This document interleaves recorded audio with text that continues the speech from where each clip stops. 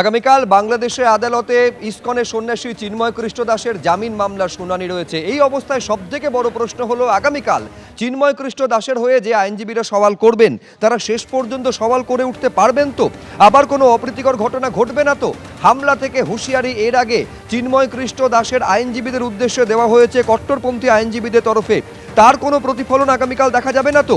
1 মাসেরও বেশি সময় ধরে জেলবন্দি হয়ে রয়েছেন সন্ন্যাসী, কাল মিলবে তো জামিন? কট্টরপন্থীদের হামলা জামিনের শুনানিতে থাকতে পারবেন তো আইনজীবীরা? সন্ন্যাসী চিন্ময় কৃষ্ণ দাসের শুনানির আগে উদ্বিগ্ন কলকাতা ইসকন। জামিনের শুনানিতেও বাধা দেওয়া হয়। সন্ন্যাসীর আইনজীবীদের ওপর হামলার ঘটনা এর আগে ঘটেছে। সন্ন্যাসীর হয়ে মামলা লড়া যাবে না বলে ফতোয়াও জারি করা হয়েছিল। আশা করি বাংলাদেশ সরকার পদক্ষেপ করবে, সন্ন্যাসীর আইনজীবীদের যেন মামলা লড়তে দেওয়া হয়। মন্তব্য ইসকন কলকাতার ভাইস প্রেসিডেন্ট রাধা রমন দাসের।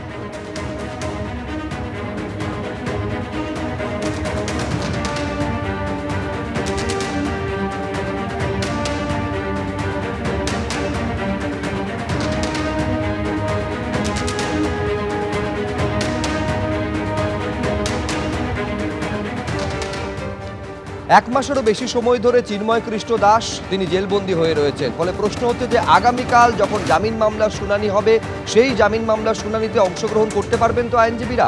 জামিন পাবেন তো শেষ পর্যন্ত চিন্ময় কৃষ্ণ দাস? এই দাবি বাংলাদেশের হিন্দু সংগঠনের তরফে কলকাতা এসে পর্যন্ত তোলা হলো। The global Bengali Hindu coalition, তারা দিল্লি, কলকাতা, ত্রিপুরা সর্বত্র তারা প্রচার করছেন। তারা বিদেশে থাকেন, কেউ টরেন্টো থাকেন, কেউ ইউকেতে থাকেন, তারা বাংলাদেশের মানুষ। ঠিক কী অবস্থায় রয়েছেন হিন্দুরা তাদের থেকে জেনে নেব। আপনার থেকে জানতে চাইব যে কি বিষয় নিয়ে প্রচার করছেন, কি অবস্থা হিন্দুদের। আজকেও আমরা দেখলাম সচিবালয়ের সামনে যারা বিসিএসে পেলেন না তারা আজকে বিক্ষোভ দেখাচ্ছেন, কি বল? থ্যাংক ইউ এবিপি আনন্দ। আমি Sitanshu Guha from America, Pushpita Gupta from London, Arun Dutta from Canada, Toronto. বাংলাদেশের হিন্দুরা আজকে যে 77 বছর ধরে নির্যাতিত হচ্ছে, ভারত কখনোই কিছু করে নাই। এবার সরকার বা ভারতীয় জনগণ বেশ সোচ্চার। আমরা আসছি যে ভারত, হ্যাঁ, একটি দায়িত্ব আছে ভারতের বাংলাদেশের 2 কোটি হিন্দুকে রক্ষা করার। এই এই এই 71-এ ভারত আমাদের সাহায্য করেছিল, আবার আমরা আসছি। We want India to come forward. অবশ্যই আপনার থেকে জানতে চাইব কি অবস্থায় রয়েছেন সেখানকার হিন্দুরা। একটু আপনার আগের প্রশ্নে ফিরে আসি। হ্যাঁ, 267 জনের পদত্যাগ করানো হয়েছে জোরপূর্বক। কারণ ওনারা কিন্তু এই যে বিসিএস ক্যাডারটা, ওইটা কিন্তু একটা প্রসিজিওর, একটা প্রসেসের মধ্যে দিয়ে মেধাবী ছাত্ররা সুযোগ পান। তো সেখানে 268 জনের মধ্যে 168 জন হিন্দু বা 167 জনই শুধু হিন্দু সম্প্রদায়ের। তো আপনারা বুঝতে পারছেন ওখানে ডিসক্রিমিনেশন হচ্ছে, ইকুয়াল অপরচুনিটিস নেই, ল অ্যান্ড অর্ডার নেই, মানুষ কথা বলতে পারছে না, ভয় পাচ্ছে। পুলিশ অফিসারদেরকে ট্রেনিং দিয়ে হিন্দু পুলিশ অফিসারদেরকে চাকরিতে নেওয়া হয় নাই, অব্যাহতি দেওয়া হয়েছে, জয়েন করার আগের দিন অব্যাহতি দেওয়া হয়েছে। এটাই চলছে বাংলাদেশে বর্তমান পরিস্থিতিতে। আগামীকালই চিন্ময় কৃষ্ণ প্রভুর কেসটা উঠছে, আইনজীবী বদল হয়েছেন, কি চাইছেন এই মুহূর্তে দাঁড়িয়ে? আমরা তো চাচ্ছি উনার আনকন্ডিশনাল বেইল ওর রিলিজ। আগামীকালকে আবার এটাও শুনেছি যে কালকে কোর্ট বন্ধ থাকবে। তো এটা তারা ডেলিভারিড কোনো অ্যাটেম্প্ট কিনা আমরা জানি না, বাট আমরা ডিমান্ড করি ইমিডিয়েট রিলিজ অফ চিন্ময় প্রভু।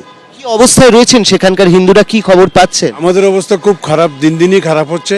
গত 53 বছর যাবতই কোনো সরকার আমাদের নিরাপত্তার কোনো ব্যবস্থা করে নাই। দিল্লি থেকে কলকাতায় এসছেন, ত্রিপুরায় যাবেন, প্রচার করবেন। তাদের বক্তব্য হচ্ছে যে এই যে সরকার চলছে সেই সরকার আসলে হিন্দুদেরকে কোনো ধরনের রক্ষা কবচ দিতে ব্যর্থ হচ্ছে এবং সেই কারণেই তারা মনে করছেন যে ভারতের অবিলম্বে হস্তক্ষেপ করা উচিত এবং এ ব্যাপারে জনমত গঠন করার জন্যেই তাদের এই ভারত সফর। ক্যামেরায় শ্যামল জানার সঙ্গে অর্ণব মুখোপাধ্যায়, এবিপি আনন্দ, কলকাতা। এখন প্রশ্ন হচ্ছে আগামীকাল যখন চট্টগ্রাম আদালতে নিয়ে আসা হবে চিন্ময় কৃষ্ণ দাসকে, তার হয়ে সওয়াল শেষ পর্যন্ত করতে পারবেন তো তার আইনজীবীরা? সেই আইনজীবীদের মামলা লড়তে দেওয়া হবে তো? শুনানিতে অংশগ্রহণ করতে দেওয়া হবে তো? তার কারণ আপনারা জানেন যে একেবারে মৌলবাদীদের তরফে চিন্ময় কৃষ্ণ দাসের হয়ে যারা ওকালতনামায় সই করবেন তাদের একেবারে এই কোর্ট চত্বরে, আদালত চত্বরে গণপিটুনির হুঁশিয়ারি পর্যন্ত দেওয়া হয়েছে, হামলার ঘটনা পর্যন্ত ঘটেছে। ফলে এই অবস্থায় কলকাতা ইসকনের ভাইস প্রেসিডেন্ট রাধারমন দাস তিনিও বলছেন যে যারা এরকম হুমকি দিচ্ছেন, হামলা চালাচ্ছেন, বাংলাদেশ সরকার যেন তাদের বিরুদ্ধে পদক্ষেপ করে। পাশাপাশি একথাও তিনি বলছেন যে চিন্ময় কৃষ্ণ দাসের হয়ে মামলা লড়ার অনুমতি এবং তাদের সুযোগটা যেন অন্তত কালকে দেওয়া হয়। যেটা হয়েছে পাস্টে ওটা তো নিয়ে আশঙ্কা একটা আছেই, কিন্তু আমরা খুব আশায় আছি কি নতুন বছরে নতুন বছর এটা হচ্ছে। তো আমরা এটাই আশা করি কি বাংলাদেশ গভর্নমেন্ট স্টেপস নিয়েছে কি কালকে শুনানিটা হতে পারে। রবীন্দ্র ঘোষ উনি অ্যাডমিটেড আছেন হসপিটালে, ওনার সঙ্গে আমি কথা বলেছিলাম, তো উনি অসুস্থ আছেন, তো সেই জন্য যেতে পারেননি। কিন্তু 20 জন 25 জন ওখানে লয়ারের টিম আছে যারা চিটগং কোর্টে দাঁড়াবে। আমরা এটাই অনুরোধ করব বাংলাদেশ গভর্নমেন্টকে কি লাস্ট টাইম যেরকম হুমকি দেওয়া হচ্ছিল, স্লোগান হচ্ছিল কি যারা চিন্ময় কৃষ্ণ পক্ষে দাঁড়াবে ওদেরকে মারা হবে, তো এরকম এ ধরনের কিছু না হোক। না হলে এরকম যদি হয় তাহলে কে দাঁড়াবে? আলটিমেটলি ওরাও একটা মানুষ, ওরাও মানুষ আছে। তো উইদাউট এনি থ্রেট কালকে শুনানিটা হয়ে যায় এটাই আমরা আশা করছি। দুটো লয়ারের উপরে অ্যাটাকও হয়েছে। একজন লয়ার পুরো চেম্বার ভাঙা হয়েছিল, একজন আইসিইউতে ছিলেন, যিনি অলদো উনি আইনজীবী কিন্তু চিটগং কোর্টে উনি অ্যাপিয়ার হয়নি, উনি ঢাকাতে ওনার সাপোর্টে ছিলেন।